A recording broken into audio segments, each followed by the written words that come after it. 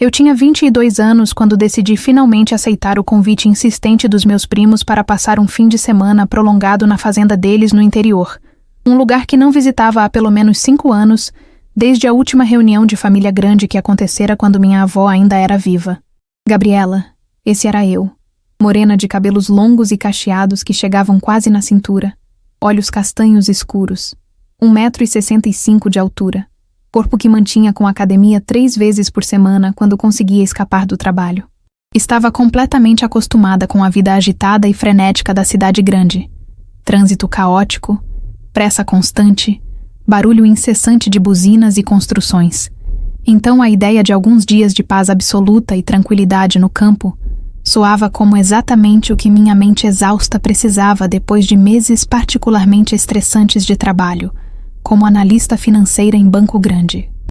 A viagem de carro durou quase 4 horas, saindo da capital ainda no meio da manhã de sexta-feira, adentrando progressivamente em estradas cada vez menores e menos movimentadas, paisagem mudando dramaticamente de concreto cinza e prédios altos para verde vibrante e céu aberto, ar ficando mais limpo e fresco conforme me afastava da poluição urbana.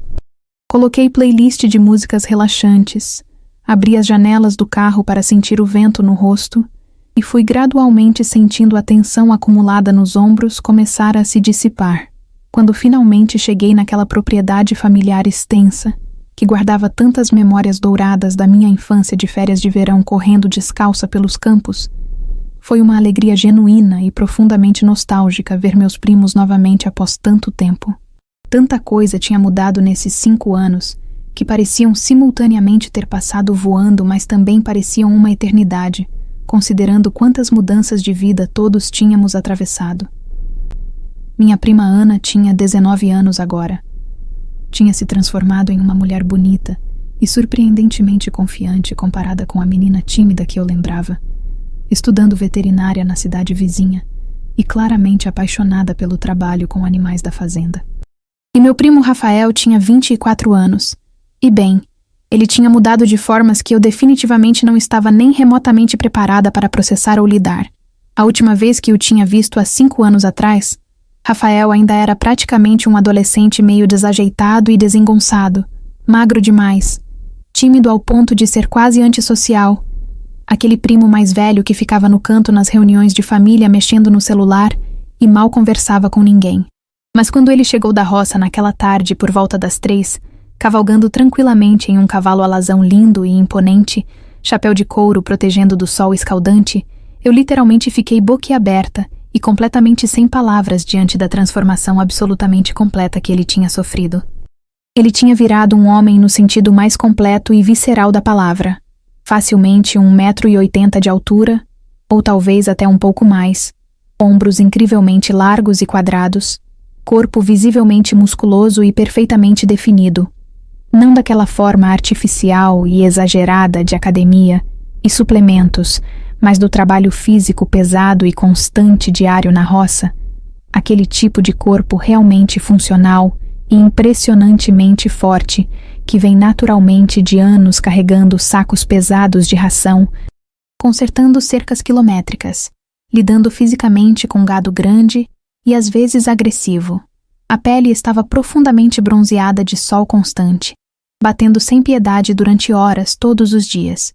Cabelos castanhos claros estavam levemente descoloridos e com reflexos quase loiros pelo mesmo sol inclemente. Mandíbula era forte e angulosa, coberta por barba de vários dias que lhe dava ar maduro e másculo. Braços eram grossos e visivelmente torneados mesmo sob a camisa de trabalho de manga comprida. Ele desceu do cavalo com aquela facilidade natural e graça atlética de quem tinha feito aquilo literalmente milhares de vezes. Removeu o chapéu de couro revelando o cabelo ligeiramente úmido de suor grudado na testa. Me viu ali parada ao lado do meu carro observando. E abriu aquele sorriso largo e genuinamente caloroso que iluminou o rosto inteiro dele, revelando dentes brancos perfeitos, contrastando com a pele bronzeada. Veio em minha direção com passos largos e confiantes. Me cumprimentou com aquela voz que tinha ficado consideravelmente mais grave e rouca desde a última vez. E me puxou para abraço apertado e prolongado que me fez sentir genuinamente pequena e delicada, contra aquele corpo grande e sólido como rocha. E ali, prensada contra aquele peito largo, sentindo o calor dele através da camisa, respirando aquele cheiro de sol e terra e suor limpo de trabalho honesto misturado com sabonete simples, eu senti algo profundo e primitivo se remexer perigosamente dentro de mim, algo que definitivamente não deveria estar sentindo por um primo de sangue. Durante todo aquele primeiro dia inteiro, eu simplesmente não consegui parar de observá-lo compulsivamente, de forma que beirava o inadequado, meus olhos seguindo obsessivamente cada movimento dele pela propriedade, como se estivessem magnetizados. A forma como ele trabalhava consertando metodicamente uma cerca que tinha quebrado durante o temporal da semana anterior, músculos impressionantes das costas largas e dos braços grossos, se contraindo e relaxando visíveis, mesmo através do tecido da camisa completamente encharcada de suor colada no corpo. A forma como ele interagia pacientemente com os animais, sendo simultaneamente gentil e carinhoso, mas também firme e comandante quando necessário, aquela combinação rara e atraente de força bruta e sensibilidade.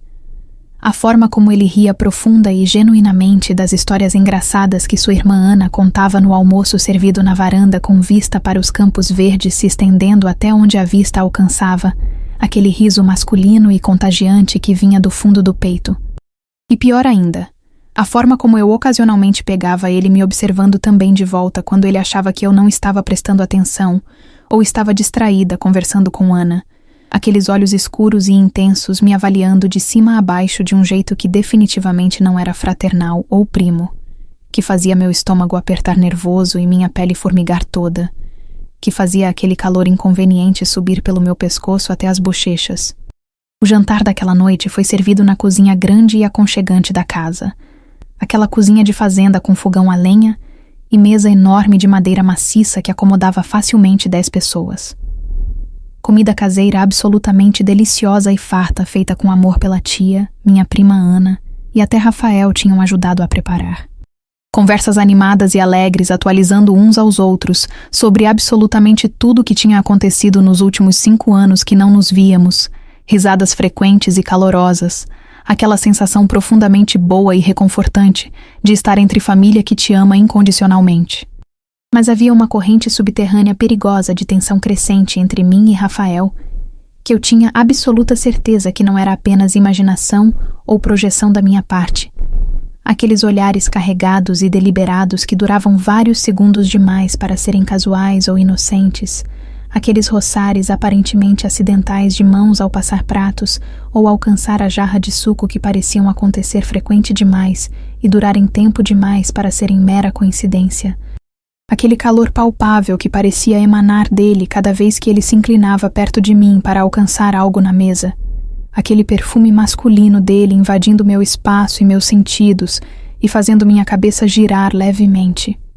Como é costume arraigado no interior onde as pessoas acordam com o sol nascente e trabalham fisicamente o dia inteiro, todos foram dormir surpreendentemente cedo, por volta das 9 da noite, cansados do dia longo de trabalho pesado, e planejando acordar às 5 da manhã seguinte.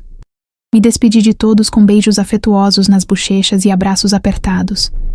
Agradeci pela hospitalidade calorosa e pela comida deliciosa, e fui para o quarto de hóspedes que tinham preparado especialmente para mim, um quarto simples, mas extremamente aconchegante e limpo, com cama de casal coberta por colcha de retalhos coloridos, feita à mão pela avó anos atrás, criado mudo antigo com abajur de crochê, armário de madeira envelhecida, janela grande com cortina de renda que dava vista privilegiada para os campos escuros onde milhões de estrelas brilhavam intensamente no céu, completamente sem poluição luminosa, ventilador de teto girando lentamente, empurrando o ar quente e úmido da noite. Tomei banho demorado e relaxante no banheiro simples anexo, deixando água morna mais refrescante escorrer lentamente pelo corpo tenso, lavando o suor e a poeira da viagem. Vesti uma camisola leve de algodão fino e respirável de alças finas, porque mesmo à noite, o calor do interior continuava intenso e sufocante. Deitei na cama surpreendentemente confortável e apaguei o abajur deixando apenas o luar prateado, entrando pela janela grande e iluminando suavemente o quarto. Esperando ingenuamente cair no sono profundo rapidamente depois da viagem cansativa de 4 horas, e do dia emocionalmente cheio de reencontros. Mas o sono simplesmente não veio de forma alguma. Não importa quanto eu tentasse esvaziar a mente e relaxar o corpo. Ficava me revirando inquieta na cama, ajeitando o travesseiro múltiplas vezes, mudando de posição constantemente. Minha mente teimosa e traição continuava voltando obsessivamente e involuntariamente para imagens vívidas de Rafael, para aquele corpo impressionante e aqueles músculos todos, para aqueles olhares carregados de significado durante o jantar, para aqueles toques que tinham durado frações de segundo mais do que necessário, para a forma como meu próprio corpo tinha reagido física e visceralmente à mera proximidade dele durante todo o dia. Eu sabia racionalmente e moralmente que era completamente errado. Ele era meu primo de sangue. Laços familiares diretos deveriam automaticamente tornar aquele tipo de atração impensável e repulsiva. Mas a atração era inegável, e pulsante e crescente. Algo primitivo e instintivo, que simplesmente não ligava minimamente para laços de sangue ou convenções sociais rígidas, ou o que era moralmente apropriado segundo as regras que me ensinaram. Foi por volta das 2 da madrugada, quando eu finalmente estava começando a cochilar levemente naquele estágio entre sono e vigília, que a chuva começou absolutamente sem aviso. Primeiro foram apenas gotas esparsas e pesadas batendo irregularmente no telhado de telhas. Aquele som metálico e amplificado característico, depois progressivamente e muito rapidamente se transformando em verdadeiro temporal violento e assustador. Aqueles temporais impressionantes de interior que parecem que, literalmente, o céu inteiro está desabando de uma vez sobre sua cabeça. Trovões absolutamente estrondosos sacudindo visivelmente a estrutura inteira da casa, fazendo janelas vibrarem. Relâmpagos ofuscantes iluminando o quarto inteiro através da cortina de renda, em flashes brancos e azulados súbitos que deixavam manchas na retina. Acordei completamente sobressaltada com o barulho ensurdecedor. Sentei ereta na cama com o coração acelerado, batendo descompassado no peito, respiração ficando irregular. Sempre tive desde criança pequena certo medo profundo e irracional de tempestades particularmente violentas desde aquela vez traumática quando um raio caiu perigosamente perto da minha casa, fazendo toda a eletricidade explodir em faíscas assustadoras.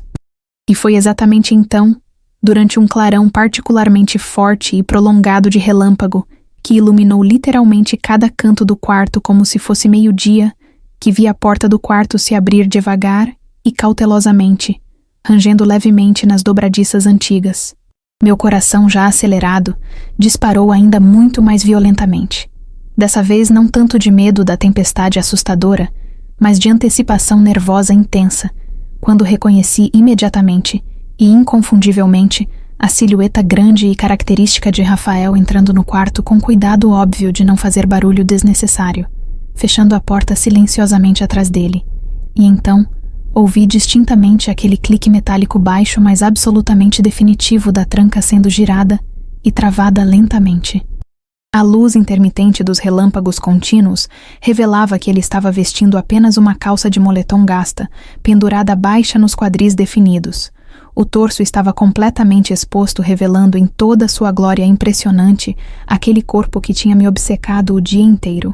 Músculos do abdômen claramente definidos mesmo na penumbra, ombros largos e poderosos, braços grossos, tudo aquilo que o trabalho duro diário tinha esculpido ao longo de anos. Os cabelos estavam bagunçados de forma charmosa, como se ele também tivesse estado se revirando na cama incapaz de dormir. E a forma intensa como ele me olhava fixamente através da escuridão pontuada pelos clarões era predatória de formas que fizeram meu corpo inteiro reagir instantaneamente em antecipação. Vim ver se você estava bem com a tempestade, ele disse finalmente, quebrando o silêncio carregado. Aquela voz naturalmente rouca, ficando ainda mais grave e carregada de algo que reconheci como desejo, porque sentia exatamente o mesmo. Mas ambos sabíamos perfeitamente bem que aquela não era a única razão, nem sequer a razão principal dele estar ali naquele quarto no meio da madrugada, trancando deliberadamente a porta atrás dele. Estou bem agora que você está aqui. Consegui responder honestamente, minha própria voz saindo trêmula e fraca, revelando meu nervosismo e excitação misturados. Ele caminhou lentamente através do quarto em minha direção, Passos medidos e completamente deliberados. Movimentos controlados lembrando o predador se aproximando. Quando finalmente alcançou a cama e sentou cuidadosamente na borda, fazendo o colchão afundar significativamente sob o peso, senti literalmente ondas de calor irradiando daquele corpo próximo, mesmo sem ainda estarmos nos tocando. Aquele calor de homem jovem e extremamente saudável, e obviamente excitado. Gabriela, ele começou, voz baixa e intensa. Eu não consigo parar de pensar em você desde que chegou hoje. Sei que é errado, sei que não deveria, mas preciso saber se você sente também. Meu coração estava batendo tão forte que tinha certeza que ele podia ouvir claramente. Sinto, admiti em sussurro quase inaudível. Não deveria, mas sinto. Ele se inclinou, eliminando o espaço entre nós. Colocou um dedo nos meus lábios, silenciando. E então me beijou de forma que apagou qualquer resistência. O beijo começou suave, quase hesitante, mas rapidamente se aprofundou, se tornando urgente, desesperado. Suas mãos encontraram meu rosto me puxando para perto, depois desceram pelo meu pescoço, fazendo minha pele arrepiar inteira. Ele me guiou delicadamente para deitar, seu corpo vindo sobre o meu, aquele peso delicioso me cobrindo. As mãos dele exploravam com uma mistura de urgência e cuidado, descobrindo cada lugar que me fazia reagir. Desceram pelos meus ombros, pelos meus braços, entrelaçando dedos brevemente antes de continuar explorando. Cada toque dele deixava rastro de calor, fazendo eu esquecer onde estava. Suas mãos encontraram minha cintura por cima do tecido fino da camisola, dedos pressionando levemente, aquele toque firme mas gentil. Podia sentir o calor das palmas através do algodão fino. E quando ele começou a subir lentamente pelas minhas costelas, minha respiração ficou completamente irregular. Ele pausou, olhos procurando os meus na penumbra iluminada pelos relâmpagos. Uma pergunta silenciosa que respondi puxando ele ainda mais perto. A camisola foi sendo afastada gradualmente, tecido deslizando suavemente, revelando pele que imediatamente sentia o ar mais fresco e a atenção dele. Suas mãos eram calejadas do trabalho, ásperas contra minha pele macia, criando contraste que era inesperadamente perfeito. Cada centímetro que ele descobria recebia a atenção completa, dedos traçando linhas, palmas pressionando, explorando com aquela paciência que contrastava com a urgência óbvia. Minhas próprias mãos não ficaram paradas, explorando aquelas costas largas e musculosas, sentindo cada músculo se contrair sob meu toque, descendo pela coluna forte, pelos ombros impressionantes. A pele dele estava quente, quase febril, e podia sentir o coração acelerado batendo quando minha palma repousou sobre o peito dele. Ele começou a beijar meu pescoço, lábios quentes trilhando o caminho devagar, provocando, dentes raspando levemente a pele sensível, fazendo eu inclinar a cabeça, automaticamente dando mais acesso. Cada beijo era deliberado, demorado, como se ele quisesse memorizar cada reação minha. Desceu pela clavícula, pausando para sentir meu pulso acelerado. Depois continuou descendo com aquela paciência torturante.